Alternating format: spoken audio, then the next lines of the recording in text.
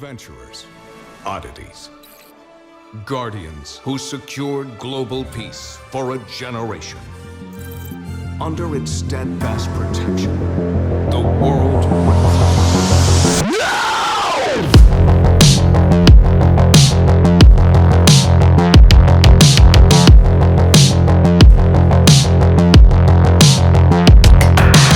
Don't worry, loves.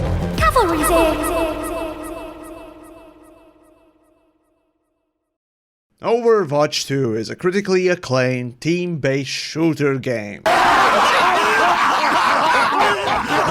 After finally sloppily dredging its smelly ass onto the Steam, Overwatch 2 is getting seemingly bombarded by negative reviews. This might look like a classical case of review bombing and overzealous reaction. However, I petition you, it's not. Every bit of distaste, dislike, disappointment, disagreement, disparagement, and even hate directed towards Overwatch is developer Blizzard's fault. And it's warranted and in fact justified. Over 125,000 negative reviews, a less than 10% positive rating, the worst reviewed game on Steam might as well be dead. And if you come with me, I'll tell you exactly what were the failures of this porn game. TF2 wannabe.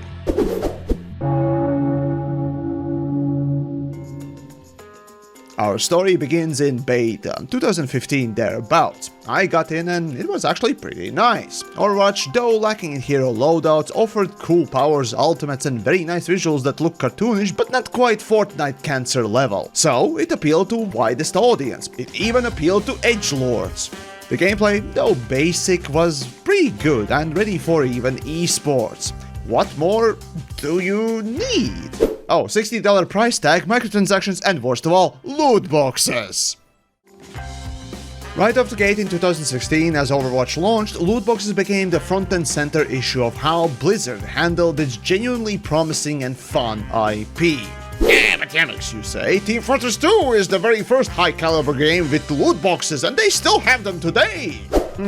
Sure, that is true. So then why is Overwatch so hated today? While at the same time TF2, while suffering from cheater bot plagues and bad server performance, and no new content, is beloved.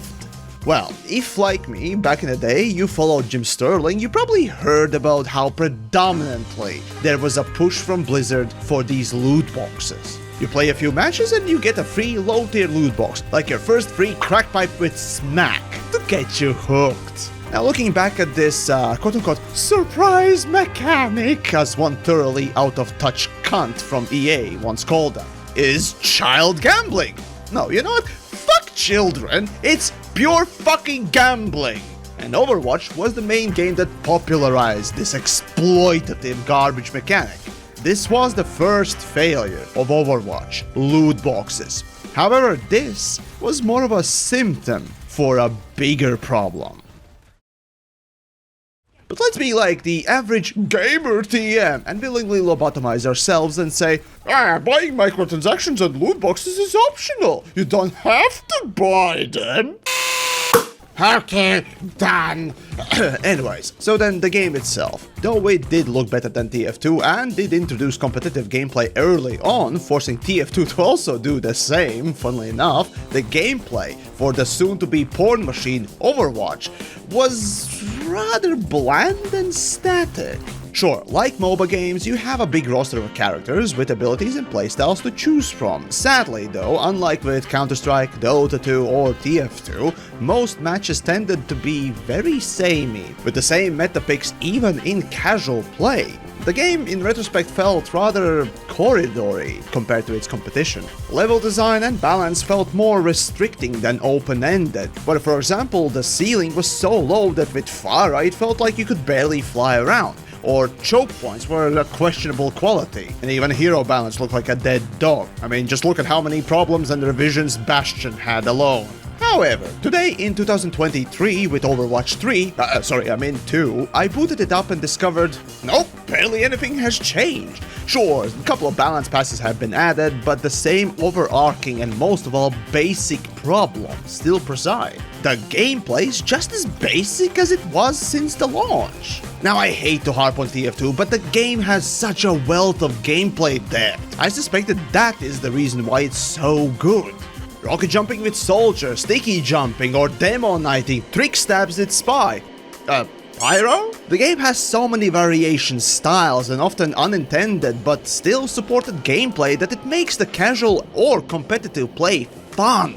So the failure number 2 for Overwatch simply is the lack of innovation and the basic gameplay that never evolved past the hatching period. And speaking of, Francisco pushing Outlaws to their limit. Too late. San Francisco are down to 4 now. The durability about to expire. Not the way that the Shock want to start the fight here, but Dallas did a lot of damage on Fearless and Chio. Chio is in trouble from here, but now he's going to get pressured down. Mikey and has violence. The death wasn't from Striker. Punctuated the sentence that says, "We'll see your first round and raise you the second." the third failure for Overwatch was competitive gameplay, or rather predominant focus for the game to be competitive. But what can you do when the game is built up to resemble the end product of MOBAs, the most toxic games in existence, and first-person team shooters violently hate fucking? Now, if you ever think or say that Overwatch failed because the community is so toxic, well, that's only a symptom of this. See, by nature, MOBAs, with the hero rosters, picks and counter picks, inherently force the players and game to be competitive, even in casual matches. So the game is built up ground up to be the next competitive esports, and Blizzard tried their hardest, really pushing it, and arguably even succeeding, well, for a short while. However, the lack of depth and sticking to basic design, the second failure of the game, resulted in bland and boring experience for both competitive players and annoyed casual players who just wanted to play the sexy Edgelord Reaper all the time. Now, I hate to bring up TF2 again and again like a decomposing corpse of your grandma, but it's a complete opposite. See, TF2 is super casual game with casual gameplay by default, and when they introduced the competitive mode in response to Overwatch, no one played it. Because, well, it wasn't as much fun, and servers sucked, but mostly it just wasn't fun. See, Overwatch looks very casual friendly, yet the gameplay by default is forcing you and your teammates to play it way too seriously, and that ruins the fun of, well, just fucking around. So for vast casual audiences, this was eventually a turnoff. Approach to Paris. That's our cue. You may now power on. And then we come to Overwatch 2. Jesus fucking Christ. Where to start with this one? Fundamentally, Overwatch 2 is fucked 7 ways from Sunday, and like a bloated cow with malformed cysts everywhere you look, it encompasses every failure of the game and its symptoms. Now, for those at home listening, here's what I did. Let's take Overwatch and add the number 2 at the end. Job done, let's go sexually assault our co-workers. Delete Overwatch 1 so that everyone's forced to play Overwatch 2. Fuck game preservation. You spend $60 buying Overwatch 1, all you get is a wet fish slap in the face. People don't like loot boxes? Okay, delete them. But increase cosmetic prices, problem solved. To justify Overwatch 2, let's promise PvE story missions. Sprinkle in a few typical attempts at balanced patches. Still don't know what to do with Bastion or Symmetra. Competitive now is 5v5, so you better hope that your team has a competent tank player. Remove some maps, recolor others, job done. Need to combat toxicity? Remove endorsements and a few other things. To play the game, ask for personal ID, because you can trust Blizzard, right? Let's introduce battle passes for more monetization, and lock certain heroes behind it. Oh, and remember that promise for PvE missions and hero progression? We had to cut it out, oopsies. Ladies and gentlemen, Overwatch 2. And then no wonder when Steam reviewers say that source filmmaker porn makers put more effort in their work than Blizzard did with this travesty. Jesus Christ, there's so much porn! Oh, and by the way, my fellow creator Rick there made wonderful animations back in the day, and he was really close to 100,000 subscribers, and still kinda is, so go check him out. You useless cunt! Anyways, I could go on and on about how Overwatch 2 was a spit in the face for the past customers like yours truly, while the new version is somehow becoming even more outrageously monetized and even pay-to-win like, but we'd be here all day. And come to think of it, fundamentally, there really was ever one main failure of Overwatch, a thing that every other failure is a symptom to. Monetization. Every feature addition ever seems to have been added to the game to do one and only one thing. Milk your man boobs, drain your go whale hunting. To rinse out as much profit out of you, the customers, as possible. At first, back in 2016, Blizzard attempted to rely on microtransactions to target whales and problematic spending people, a very small percentage of the customer base. Then, with loot boxes, they rinsed even more profit out of the problem gamblers and psychologically problematic people. And you may scoff at this, but this is how companies operate. Usually games like this are supported by basically, well, give or take 5% of the player base, who rake in about 85% of the profits. Of course, this is a hearsay estimate, but you get the idea I'm trying to convey. So the next time you laugh at microtransactions, remember, they're not there to target you, they're there to rely on whales. And speaking of, esports approach probably was likely to attempt the Counter-Strike or Dota 2 levels of popularity. Both of them have loot boxes as well, and both are being questioned for it, especially Counter-Strike today. As for Overwatch 2, well, again, how do you drive even more profits? Well, the 60, hell, even $30 are too much for entry.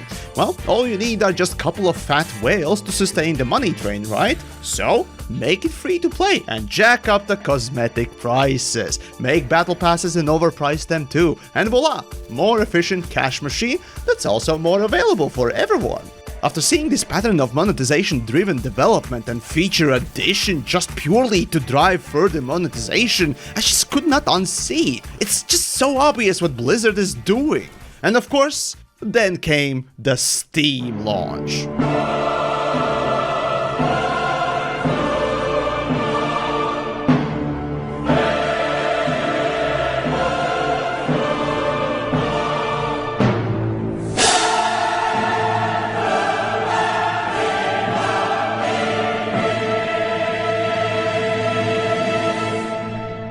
I am so proud of you. Yes, every single one of you who reviewed this game on Steam. Thank you. Over 125,000 reviews and counting. The worst score in Steam's history. And it's one of the largest, most polished games in the world. And yet, it is shit and everyone knows it.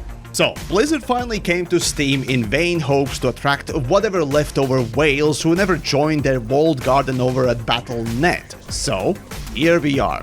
Yes, I bet that they knew we would make fun of the game, and it's extremely funny, I would admit. But I don't think Blizzard cares anymore about the quality or the reputation of the game or themselves. It won't get worse than this anyways, so if anything, some gullible or stupid whale will buy that battle pass on Steam, and that might just be worth the pillaring.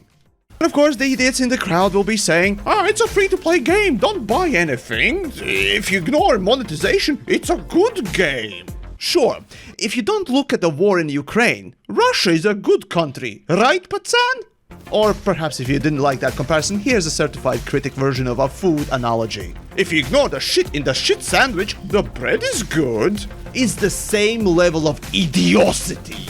Monetization of Overwatch is part of the game, and selectively ignoring it is willful ignorance, and being intellectually dishonest is probably one of the most disgusting things you can do.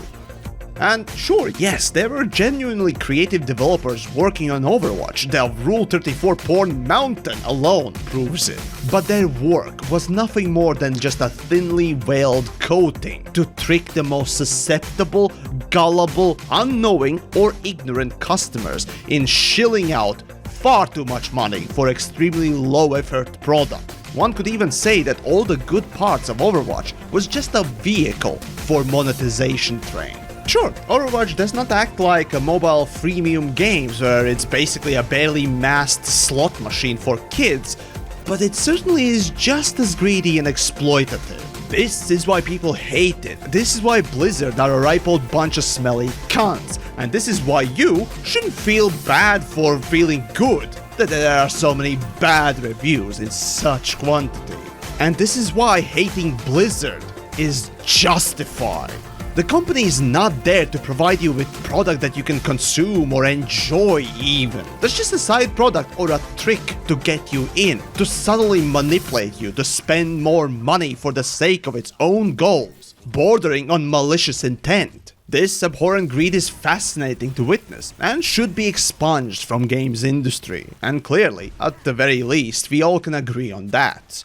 And you know what, I think Ackman put it quite nicely. Many players saying that they don't understand how could a company with this many people make a bad game, or rather not make a better game. How could that be a thing? Is a completely wrong axis to view Overwatch as well as Diablo. Both of these games have demonstrated that their focus is about monetization and everything else is secondary. As long as they're raking in as much money as possible, the game is good. Screw the critics, screw the reception, and screw the reputation. That's the modern day Blizzard. And every game, every release they've made is basically this. The company is completely run by the marketing team and they're completely fucking over everyone. Their own employees and their creative, genuinely amazing work. And of course, the customers, you. The general gaming community has given so many chances for redemption for Overwatch, Diablo, Warcraft, and every single one managed to fuck up somehow.